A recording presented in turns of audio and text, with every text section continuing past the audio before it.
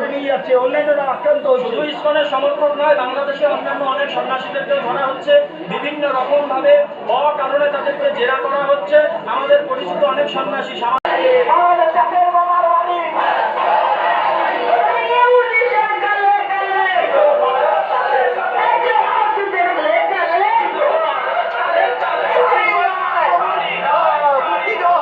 শুধু ইসকনের সমর্থক নয়, বাংলাদেশে অন্যান্য অনেক সন্ন্যাসীদেরকেও ধরা হচ্ছে, বিভিন্ন রকম ভাবে অকারণে তাদেরকে জেরা করা হচ্ছে।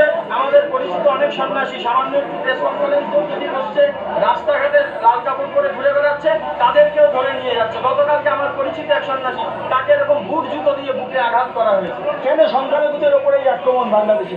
বাংলাদেশে তো নতুন কিছু নয়, যুগের পর যুগ চলে আসছে। বিগত আপনারা দেখুন না, 50 বছরের মধ্যে সময় থেকে এইভাবে অত্যাচার চলছে। পূর্বতন সরকার থেকে শুরু করে এখন পর্যন্ত এই অত্যাচার চলে। কিন্তু গত এক মাসের তো অবস্থা বেশি পরিবর্তন হয়েছে, নাকি সরকার পরিবর্তনের জন্য? সেই সরকারের ভূমিকা, সেই সরকার আসার পর থেকেই তো সন্ত্রাসের আরো দেখা যাচ্ছে, আগে যা সন্ত্রাস ছিল তার আরো পরিবৃদ্ধি ঘটেছে বাংলাদেশে।